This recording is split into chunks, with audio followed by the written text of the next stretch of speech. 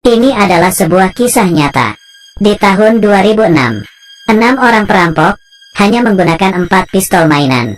Dengan mudahnya berhasil merampok dari Bank Rio de Janeiro uang sebesar 25 juta US dollar.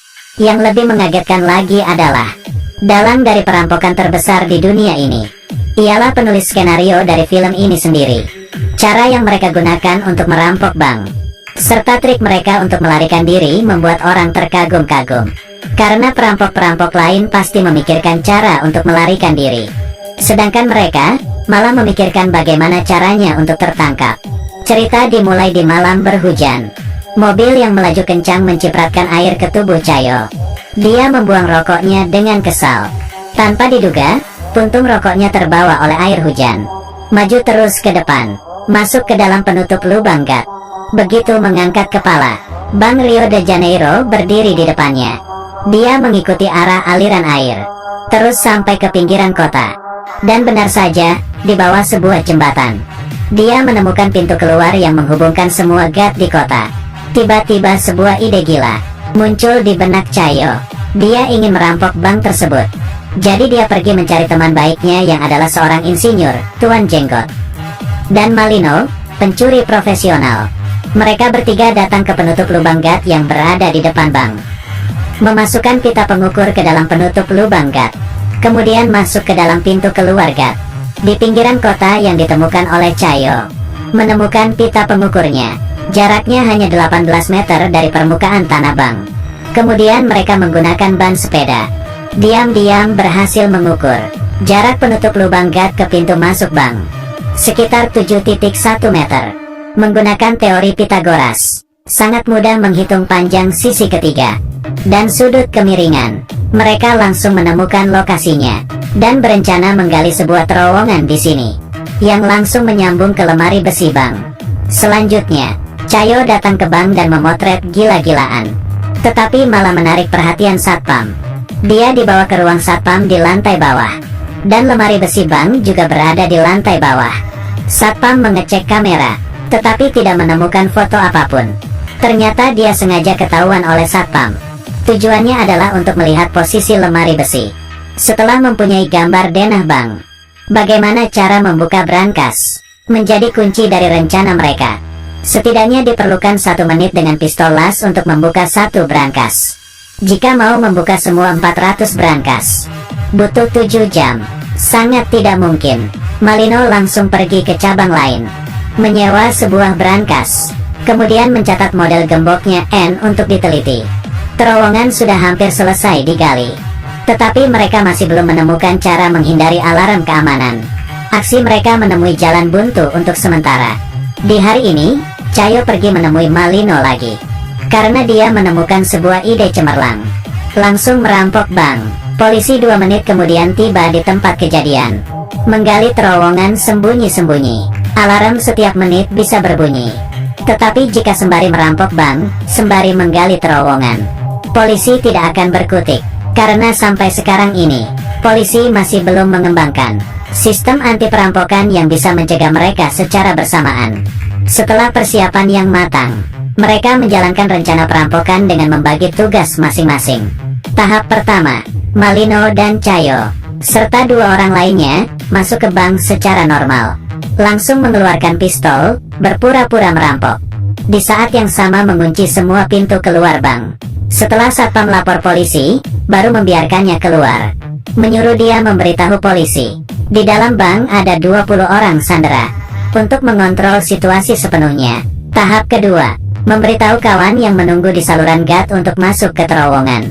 Tahap ketiga, merusakkan semua kamera, mencegah bocornya identitas. Di saat yang sama, salah satu kawanan memecahkan tembok yang sudah direncanakan dengan palu. Kedua grup berhasil bergabung. Selanjutnya adalah tahap terpenting di dalam rencana mereka, membuka brankas. Tuan Jenggot memamerkan alat pembuka kunci ajaib buatannya sendiri. Sebuah meriam, sebenarnya adalah sebuah mesin hidrolik portabel. Membuka 1 kunci hanya butuh 7 detik. Kemudian, mereka seperti membuka kotak mainan, merusak brankas gila-gilaan. Di saat yang sama, polisi sudah mengepung bank. Malino juga menerima telepon negosiasi dari kepala polisi. Dan hal ini pun sudah diperhitungkan mereka. Cayo membeli buku manual negosiasi polisi perampok. Menyuruh Malino menghafalkannya, agar kelihatan lebih realistis. Malino sampai ikut kelas akting. Kepala polisi dan Malino seperti buku pelajaran. Satu bertanya, satu menjawab. Membuat kepala polisi sangat percaya diri. Karena kepala polisi juga tidak menyangka tujuan sesungguhnya mereka merampok bank hanya untuk menunda waktu. Di saat yang sama, telepon genggam seorang nenek sandraan berbunyi. Dia bilang, hari ini adalah hari ulang tahunnya. Malino langsung menghibur suasana hatinya, serta mencari sebuah kue kecil untuk merayakan ulang tahunnya. Kemudian mengirimnya keluar dari bank dengan aman. Karena jika tertangkap polisi, Sandra tidak terluka dan meninggal. Adalah bukti penting untuk peringanan hukuman. Tindakan tak terduga dari Malino membingungkan kepala polisi. Kemudian dia melanjutkan berbicara dengan kepala polisi. Di saat yang sama, alat pembuka kunci ajaib menjadi terlalu panas karena digunakan terus. Jadi berhenti bekerja. Dan ini berarti Malino harus mengulur lebih banyak waktu untuk mendinginkan alatnya kembali. Dia akhirnya memberitahu kepala polisi. Dia hanya ingin berunding dengan pengacara. Di saat yang sama, memberinya nomor telepon salah satu sandera. Tidak lama kemudian, telepon Sandra berbunyi. Malino memasukkan lollipop ke mulutnya, berpura-pura menjadi pengacara. Satu orang memainkan dua peran. Mempermainkan kepala polisi habis-habisan. Dan alat pembuka kunci ajaib mulai bekerja kembali. Tidak lama kemudian, jam tangan semua orang bunyi di saat yang bersamaan. Sudah waktunya mereka mundur. Tanpa keraguan sedikit pun, Cayo langsung mengirimkan perintah terakhir. Berkumpul kemudian mundur. Malino mengeluarkan telepon genggam, menelepon kepala polisi untuk terakhir kalinya, meminta dikirimkan 5 pizza ke dalam. Kemudian mereka memasukkan sekantong-kantong uang dan emas ke dalam terowongan. Emas dan perak yang tak terhitung jumlahnya meluncur ke saluran gas melalui terowongan. Dan di sini sudah disiapkan 2 perahu angin. Cayo mengeluarkan sebuah kain merah, kemudian menyusun rapi senjata mereka. Karena yang mereka gunakan semuanya adalah pistol mainan. Dengan begini, biarpun tertangkap mereka tidak akan dihukum berat. Demi memberikan waktu lebih banyak untuk kabur, Malino mengepel lantai dengan hati-hati. Baru masuk ke terowongan, Cayo menggunakan tali untuk menarik laci menutupi lubang. Kemudian menyimpan kembali talinya. Di saat yang sama, pizza sampai. Kepala polisi menelepon Malino, tetapi tidak ada yang mengangkat telepon. Akhirnya, penutup lubang gat di bawah kakinya menarik perhatiannya. Kepala polisi yang telah mengerti semuanya, membawa masuk pasukan ke dalam. Saat ini, Cayo dan kawanannya sudah naik perahu angin. Kepala polisi menggeser laci, tetapi ada granat yang diikat di dalam lubang. Kemudian, rekan kerjanya melaporkan, semua senjata yang digunakan oleh perampoknya adalah mainan. Berarti granatnya pasti juga bohongan. Kepala polisi langsung masuk ke terowongan dan menyuruh orang menjaga pintu keluar saluran gas yang ditemukan oleh Cayo sebelumnya. Tetapi Cayo dan kawanannya mengambil jalan berlawanan.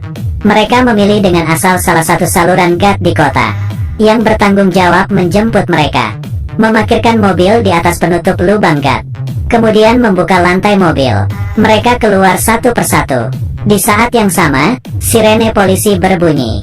Hati keenam orang itu sangat ketakutan. Dengan makin mendekatnya suara sirene, sebuah mobil polisi lewat. Di sisi lain, kepala polisi akhirnya tiba ke pintu keluar melalui terowongan, tetapi tidak menemukan apa-apa. Kemudian, 6 orang perampok melihat uang yang tidak akan habis sampai beberapa keturunan, tidak bisa menahan diri bertepuk tangan. Setelah membagi hasil rampokan, mereka berpisah. Jika ceritanya berakhir sampai sini saja, maka ini tidak bisa dihitung sebagai kasus perampokan besar di dunia. Tidak lama kemudian, setelah menjadi kaya mendadak, salah seorang perampok membuang istrinya. Dalam kemarahan istrinya melaporkan suaminya ke polisi. Tidak lama kemudian, ke-6 perampok tertangkap. Tetapi karena senjata yang mereka gunakan adalah senjata mainan, dan juga tidak menyakiti sandera, polisi hanya bisa memberikan hukuman ringan. Sedangkan Cayo, dalang dari perampokan, hanya dihukum selama 1 tahun 7 bulan. Setelah keluar dari penjara, mereka kembali melewati hari sebagai orang kaya. Sedangkan jumlah spesifik yang dicuri dari Bank Rio de Janeiro sampai sekarang masih menjadi misteri. Ternyata dari awal, tertangkap dan dipenjara adalah salah satu rencana mereka. Karena hanya dengan cara ini mereka baru bisa menjadi orang benar. Biarpun film ini memberikan penanganan pendramaan tentang kasus perampokan ini, tetapi detail dari kejadiannya sangat menyerupai aslinya.